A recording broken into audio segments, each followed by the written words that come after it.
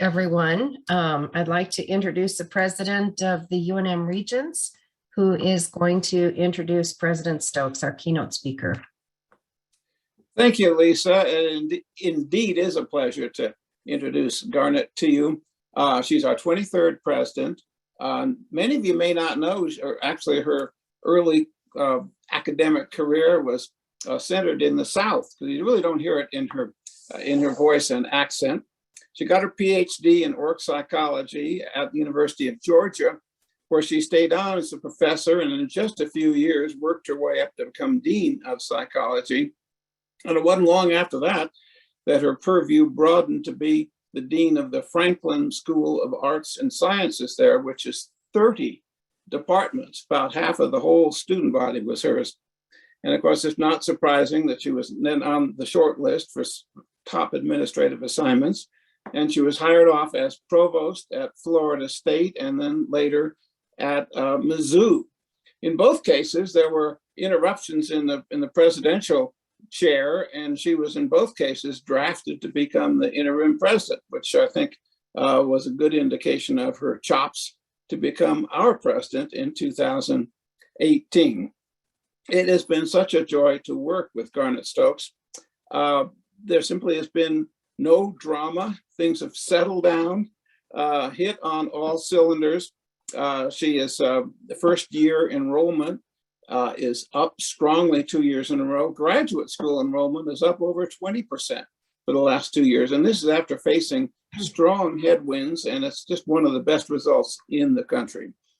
Graduation rates continue to improve. Research dollars continue to flow in. Our commitment to diversity is honored and pursued vigorously. 4 of our last 5 deans have been persons of color, and 2 of them have been women. In the athletic area, where of course we all know about our football team's challenges, but it's easy to overlook that this last semester we had 6 conference champions, and I don't know that that's happened before. And at the same time, we had the highest GPA among student athletes in the conference, all of which netted Eddie Nunez, our athletic director, the Commissioner's Award, which is rarely given, and just is overall excellence, especially during the period of COVID. Now, speaking of COVID, President Stokes took aggressive, strong action early and decided we needed to control this thing. And then by September, had mandated that people get vaccinated, one of the first in the state and one of the first in the country. And right now we're in the mid-90s of vaccination rates in students, staff, and faculty. And she's really brought down the hammer on those who are unwilling to agree to a testing regimen or be vaccinated, and has followed through. Meanwhile, from all this, in the last few years, the U.S. News and World Report's collegiate rankings have moved UNM up 31 places, which is really a remarkable move. In the economic development field, which we're pursuing today, our first contribution is we turn out, Garnett, how many thousand graduates in total in a year? Is it about 3,000 or 4,000? Yes. Yeah, I mean, that's our big contribution, is we produce a workforce that's talented, motivated, trained, and about 80% of them can find employment in our state of New Mexico. But beyond that, of course, there are the efforts of Lisa Kudala and her Rainforest, of Rob Del Campo and his Innovation Academy. Mitzi Montoya has several really promising initiatives in the Anderson School, as does the School of Engineering, particularly their collaborations with the Air Force Research Lab. But to tell our story much better than I could, my real pleasure to introduce a great colleague, a great friend, President Garnett Stokes. Well, thank you, Regent Brown. I actually think maybe you should give this speech. You've done a great job representing what University of New Mexico has done. I also think perhaps I should get a little more comfortable here, because when I get really, really comfortable, my Southern accent does tend to come out just a little bit. But as mentioned, of course, I'm Garnett Stokes and president of UNM. And wherever you may be sitting as you watch this, we're delighted to have you with us. I hope all of you enjoyed this morning's session. I know I don't need to tell you that these last 20 months have been particularly tough on our economy. Countless businesses across the country were shuttered for more than a year, some permanently. Industries like food services and hospitality had to rethink the way they function to survive. But so too did nearly every industry, from car dealerships to casinos to colleges and universities. Any place people gathered, and that includes nearly every workplace, had to reorganize or reconfigure to ensure employees and customers alike were as safe and healthy as possible. But the pandemic hit particularly hard here in New Mexico, partly because we still hadn't fully found our economic footing after the Great Recession before being knocked down again by COVID. Economic development has always been one of our most important objectives as a state, but any playbook we may have had for that post-recession recovery had to be scrapped during this very first moments of the pandemic. Clearly, we had to think differently. If there's a silver lining to the pandemic, it's this.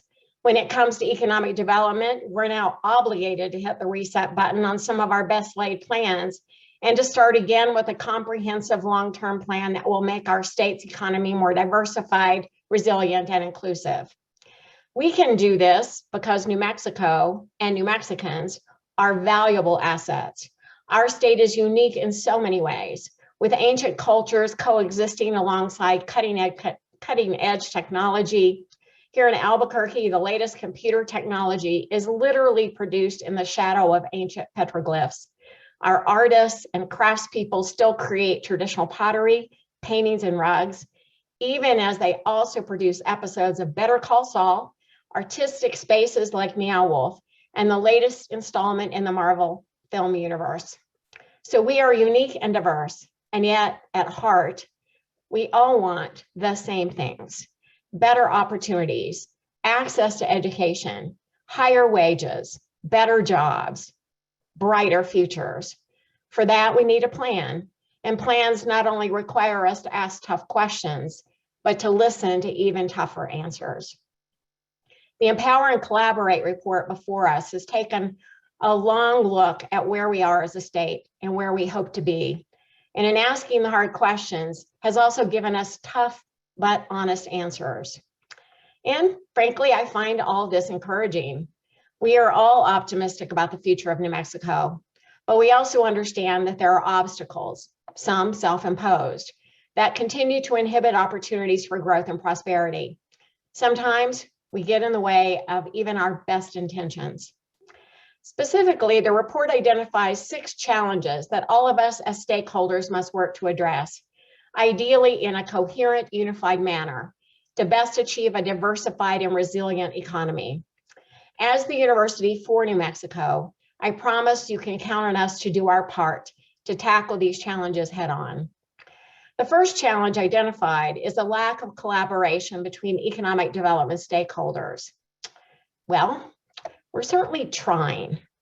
Our UNM Business and Economic Summits, just like this one, regularly bring together economic development stakeholders across New Mexico to foster collaboration and envision economic growth.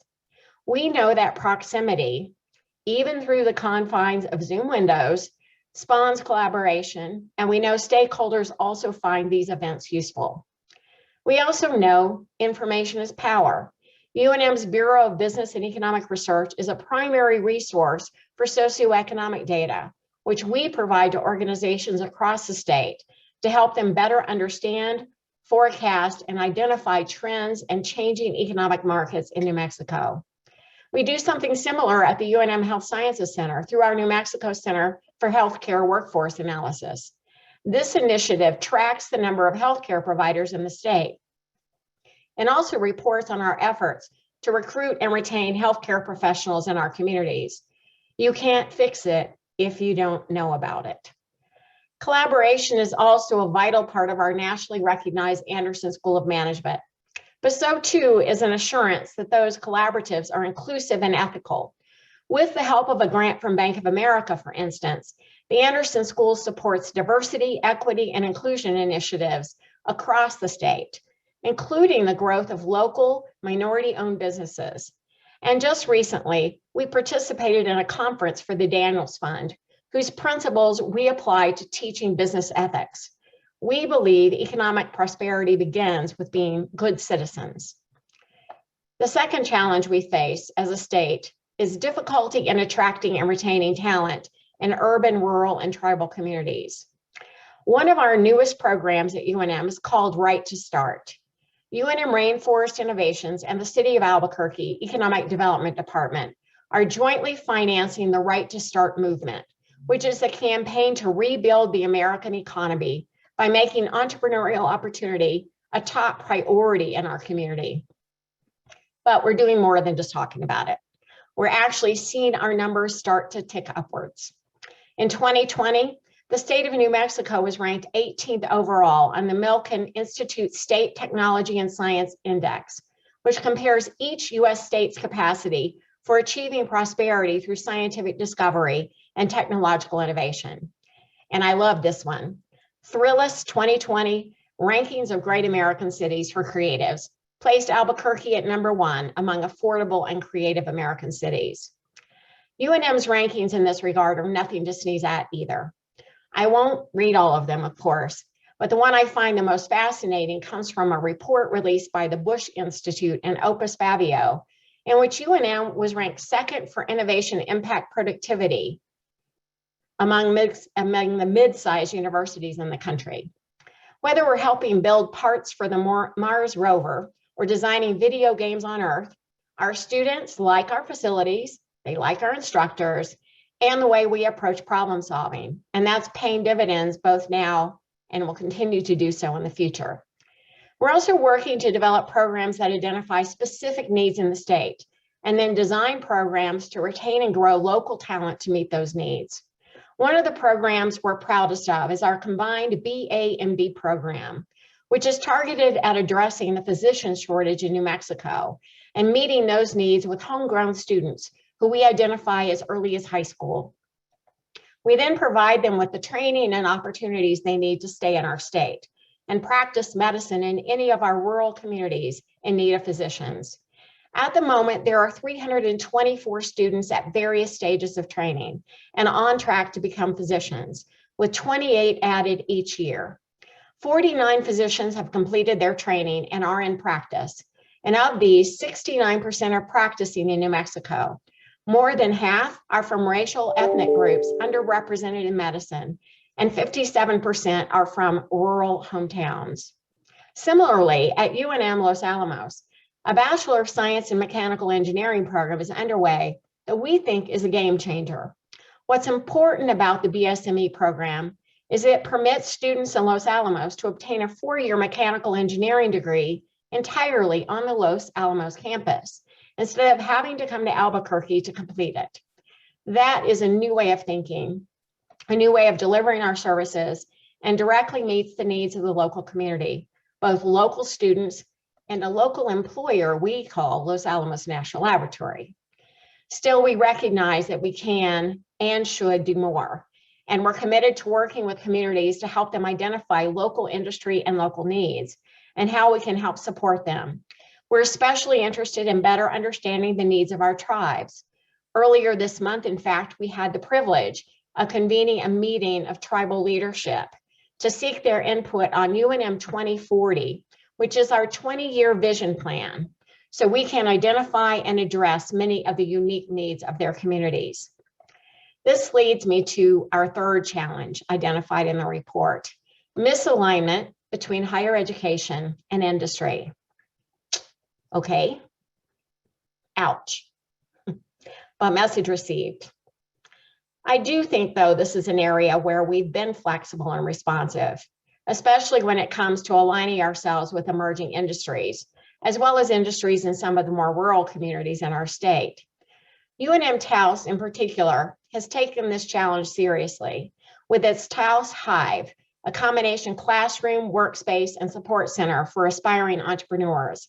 Hive recently received $500,000 from the U.S. Department of Agriculture for workforce certification training that helps support local food and small-scale farming in Taos, a direct connection between higher education and local industry if there ever was one. Another great example of this is at UNM Gallup and its process technology program. This program collaborates with local water processing industries to train students for jobs in industries like water and wastewater treatment, power generation, or pharmaceuticals. Again, an ideal tethering of education and training to local industry. And we are, of course, constantly working to make sure we meet the needs of some of the largest employers in our state. In direct response to conversations with the national labs, for example, who identified a critical need for project management, UNM's Anderson School of Management launched in fall 2021, a brand new 30-hour Master of Science degree in project management. Students who earn this degree will be positioned to enter the workforce in both the private and public sectors, taking on technical and managerial roles in project controls, project management, and program management, and meeting head-on a very specific need of one of our state's baseline employers. As I mentioned earlier, our Bureau of Business and Economic Research is a tool we're really leaning into to better understand, predict, and identify trends and changing economic markets in the state.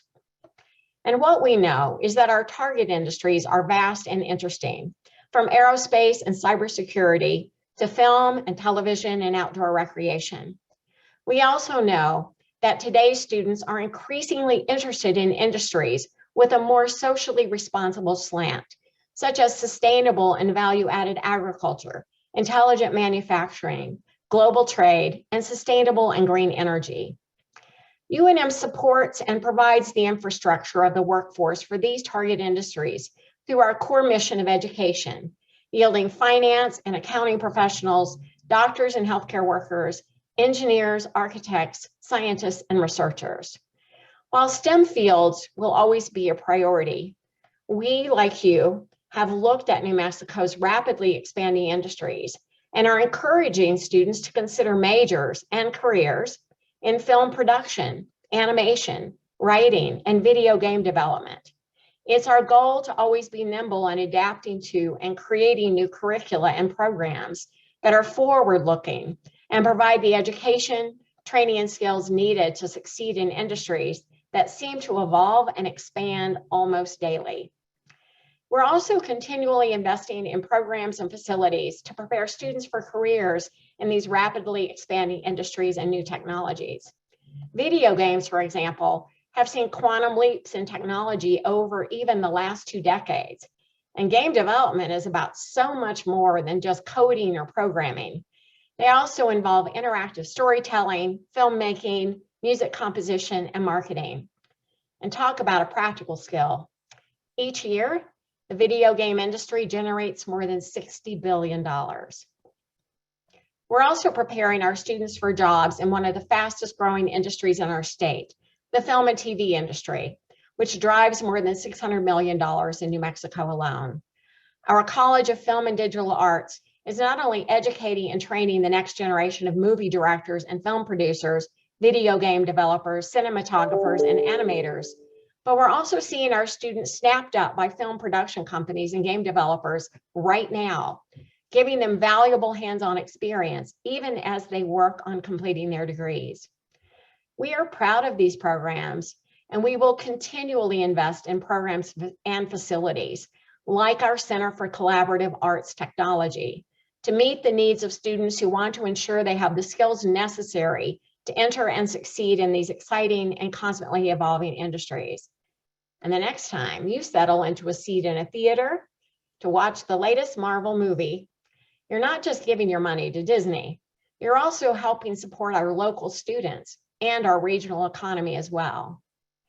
Finally, and I think this is important, we also know that more and more of our entrepreneurial students are creating brand new companies and jobs.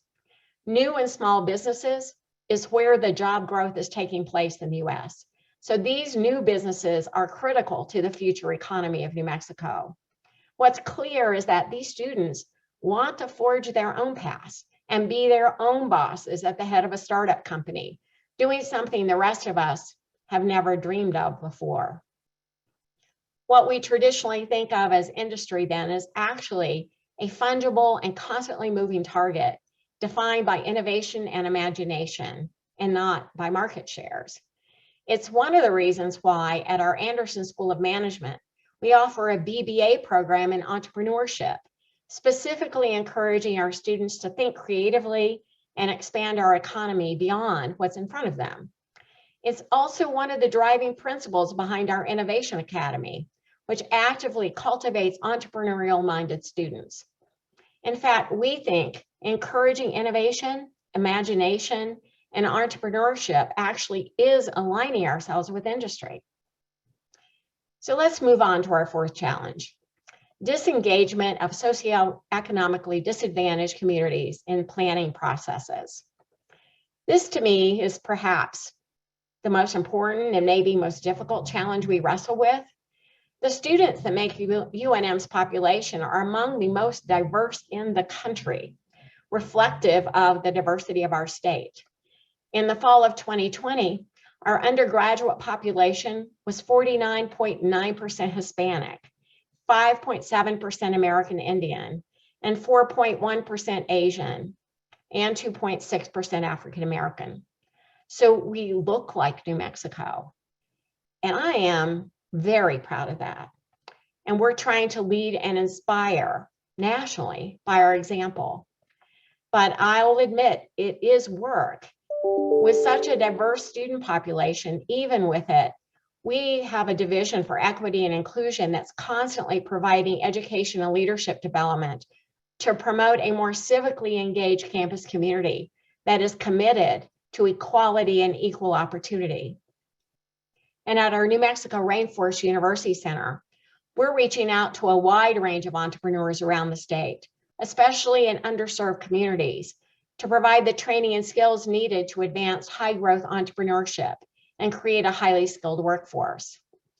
One of our proudest success stories is our aforementioned Innovation Academy, which is our meta-curricular program for entrepreneurial students.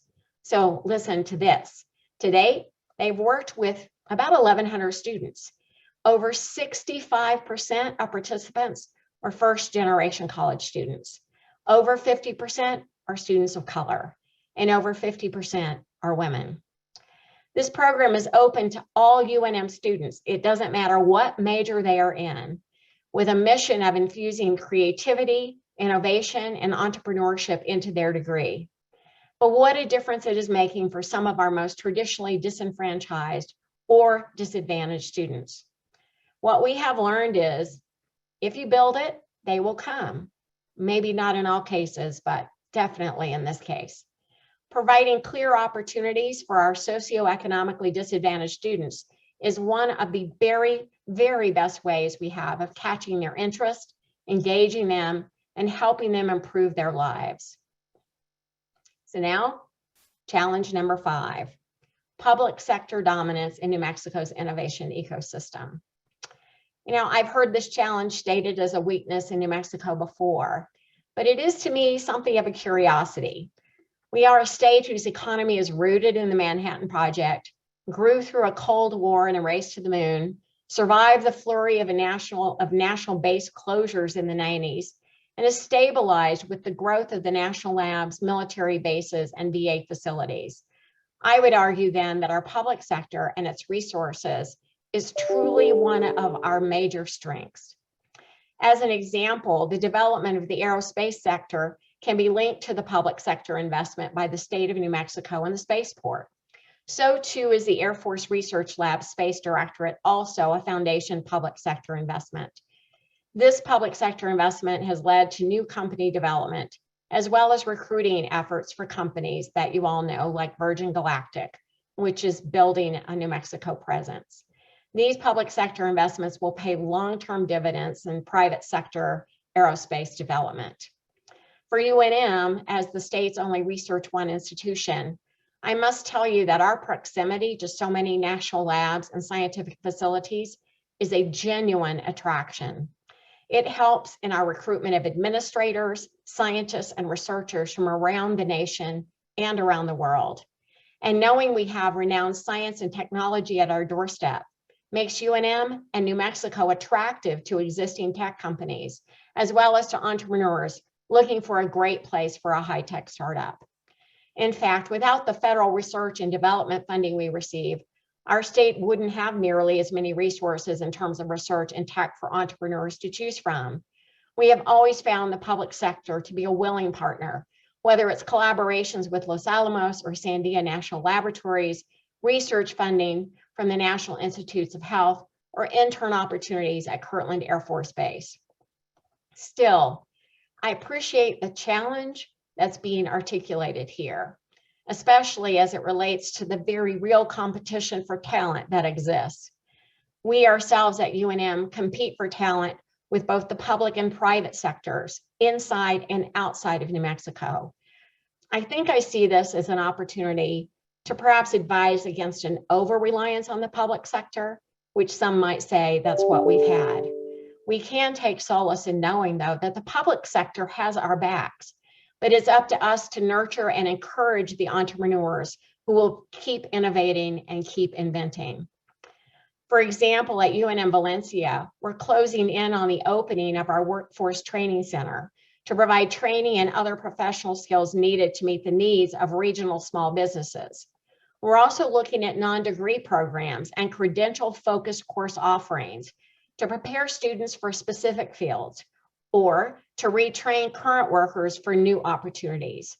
Non-degree programs and credential programs are both viable and critical to our economy and workforce. It's our job to nurture and support them. Our leaders at UNM Health Sciences Center are also working to expand our industries into the always interesting and often lucrative biotechnology arena in the private area. Our Clinical and Translational Science Center has created the BioVenture Partnership to support collaboration in New Mexico companies, including matching them with investors and supporting them with our campus experts and inventors.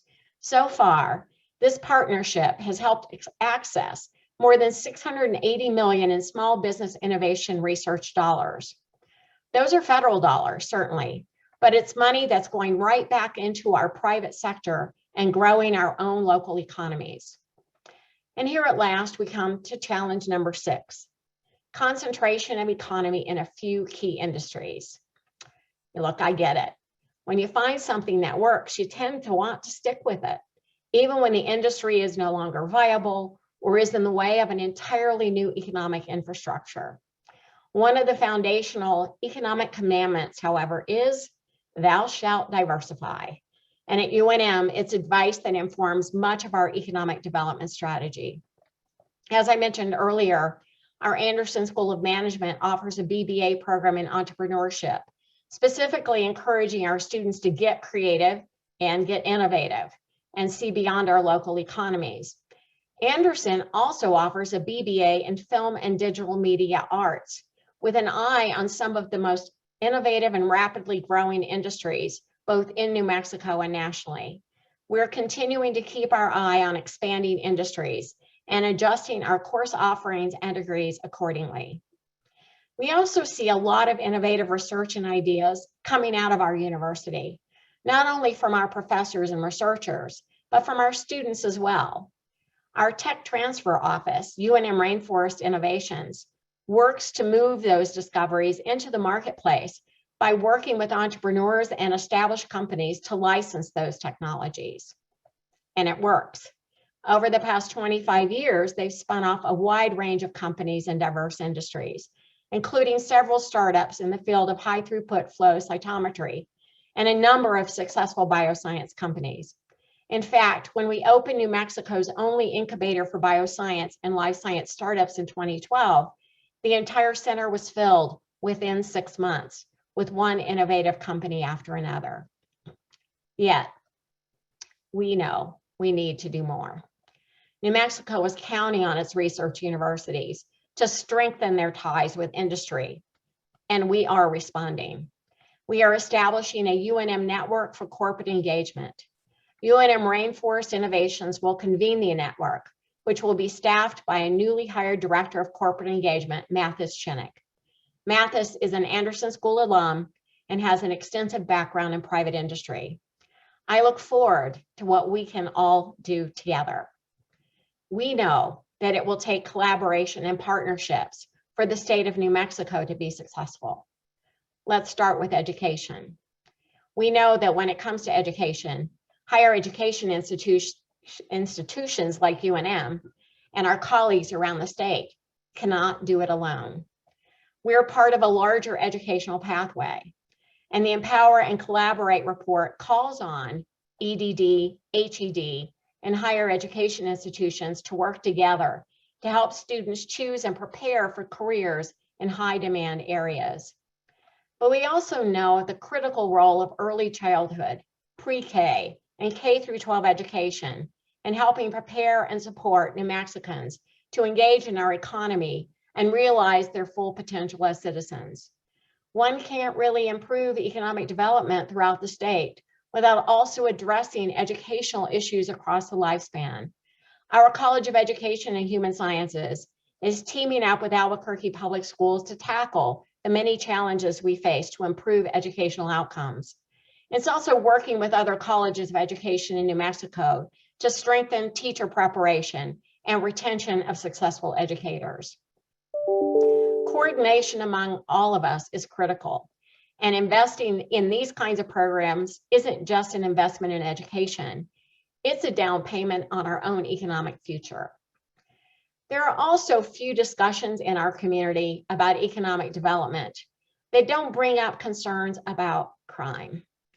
Many of you here today may have been present last week at the annual Albuquerque Chamber of Commerce crime briefing by District Attorney Raul Torres, who laid down some stark facts about our criminal justice system that must be addressed.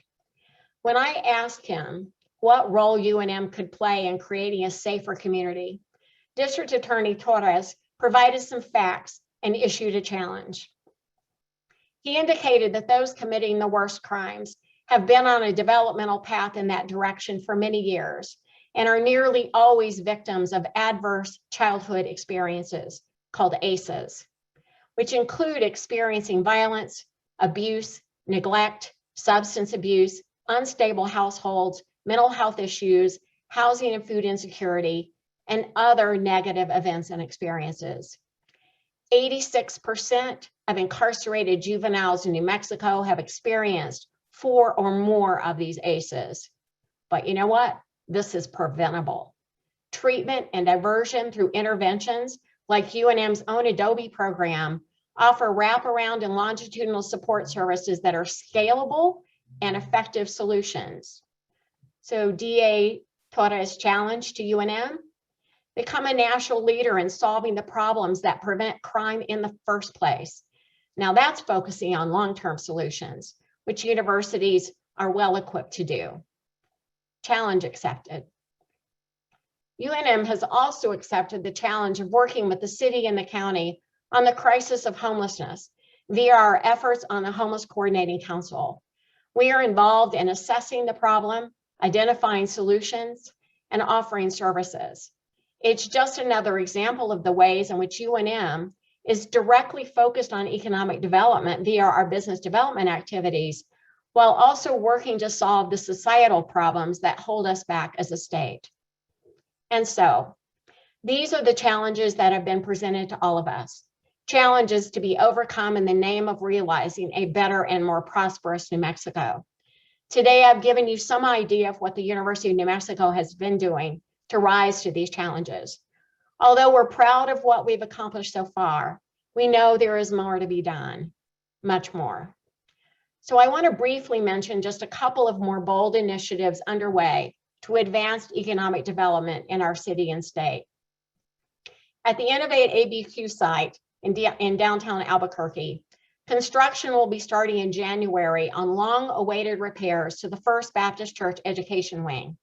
The renovations will allow hatch spaces to open new bioscience laboratories, state-of-the-art facilities for early-stage life science innovation. These spaces will allow our region to retain some of the early-stage bioscience and biotechnology startups that are emerging from our research efforts.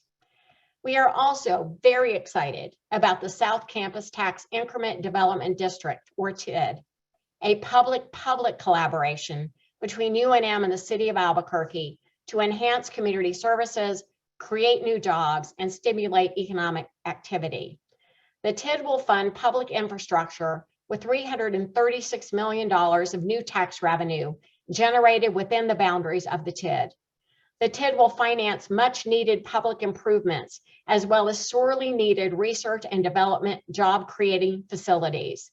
The TID will revitalize an underutilized, unsightly portion of the city. But more importantly, over the lifetime of the project, we expect 4,450 new jobs to be created, with over $3 billion in wages. Finally, to expand our collaborative strength and longstanding partnership between UNM and the Sandia National Laboratory Advanced Materials Laboratory, we are in the conceptual design stage for the creation of the New Mexico Research Innovation Collaborative Facility. Our vision for the project is to increase the innovation, prosperity, safety, and security of our state and nation by promoting breakthrough discoveries in science and engineering. The project will also increase the pool of skilled workers to address the growing need for highly skilled, high-tech talent. By bringing together experts in advanced materials, directed energy, supercomputing, and quantum computing, we will be a national model for advanced research partnerships and will continue to increase our state's economic prosperity. Ultimately, successful implementation of the economic blueprint laid out in the Empower and Collaborate report will be a big job, but I know we're up to it. And it helps to know we have you at our side. As I've hopefully laid out, getting the job done will require all of us, educators, the business community, activists, and policymakers. We all need to work together. And so let's get to work. Thank you. Thank you very much, President Stokes. We have a few questions. We have time for a few questions here. Maybe Fred Mondragon's kind of summarizes the sentiment of the group. Thank you for responding so directly to the challenges posed by the SRI document. You have eloquently addressed the challenges through specific successful programs. How can we help? Lisa, can you tell me who asked that question? That was from Fred Mondragon. Oh, Fred, thank you so much. How can we help? Oh, I think, that's such a great question. And we know that collaboration and the input of the community and the involvement of the community is absolutely essential to our success. Let's talk about how you can help, because, we do have a variety of programs, and quite honestly, I think some of them are going to need to expand. We've had some of these things in place. What we need is the expansion of their scope, and I think that that's where a lot of people can help to understand what these programs are, and then to help us identify the mechanisms by which we actually grow them to scale so that they can have the kind of impacts in the community and statewide that we know that they are capable of. Okay, thank you. This one is from Rochelle Mouchette. I hope I pronounced that somewhat correctly.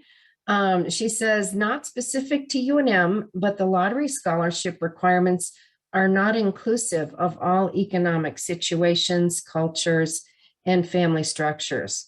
Why not just financially support any New Mexico resident in their college journey? Well, that's a great question. And in fact, I think that's one of the reasons why we've seen such strong support for a separate scholarship program called the Opportunity Scholarship. So I think that the state itself is beginning to look at and address multiple avenues for providing support for students to be able to get credentials and earn degrees in higher education. And James Scover has a few questions. The one related to your later comments, he says the root cause of crime is poverty. Abusive family life results from that poverty, and crime is fed by that abuse. UNM should address the root cause of crime, not its symptoms. I absolutely agree. There's no question that the root cause is poverty, and it's a vicious cycle, which is why I wanted to be sure to bring these issues up, because I don't think we ever want to lose sight of the fact that we've got to be working at a lot of different levels in a lot of different places to actually have the state of New Mexico's economy thrive. And poverty is a serious issue. Mary Clark says that she's very impressed with how UNM has utilized the branch campuses for workforce development. Would you like to comment on that? Now, that's why we're so thrilled to have branch campuses as part of the University of New Mexico. They are an essential way in which UNM is able to reach into communities across the state and influence the economies and the education in those areas. So very much a part of UNM's ability to meet the mission of serving the state of New Mexico. And James Gover had some comments about the national laboratories being really nationally focused about hiring. I thought it might be useful to talk about UNM's partnership with Sandia under the Academic Alliance, which is designed to really promote the workforce for Sandia. Yes, I agree that that's a very good alliance. I think we talk and work directly with the labs, knowing that they, like UNM, actually recruits nationally. It's the nature of the work that we do, but we also, work closely with them to try to educate New Mexicans and prepare them for positions in a highly skilled workforce in labs that are situated right here in the state. Okay, maybe one more comment question. There was talk last year of efforts to make UNM and other public higher education institutions tuition-free for New Mexico students. What is the status of that idea/initiative? Again, I think that discussion, probably, I'm trying to remember what, exactly what it was, but I would say that has to be related to kind of the push at the state level and locally for expanding the lottery scholarship, because it had lost funding significantly and was not able to cover the cost of tuition and fees, much less the cost of attendance any longer. But added to that was another scholarship, the Opportunity Scholarship, which is intended to give a different group of students access to higher education. So basically, a lot of avenues for trying to make it possible for any student who wants to earn a degree in higher education, who doesn't have the means, to be eligible. I also want to mention that UNM has been a national voice in promoting a significant increase to federal funding of Pell. A huge proportion of our students at UNM and higher education institutions across the state rely on the Pell, but its funding is not sufficient to cover costs. And so if we can combine at the federal level an increase of the Pell, which serves very low income families, with the state resources of the lottery and the Opportunity Scholarship, we really are talking about higher education being accessible to all. Thank you, President Stokes. That's a great note to end on, and really appreciate your comments, and thank you, Regent Brown and Regent Begay, for being present today. Thank you, and we will take a short break now and be back at 12:45 with our panel sessions, which will be some of the examples of collaboration that are ongoing in our state. Thank you. Thank you all.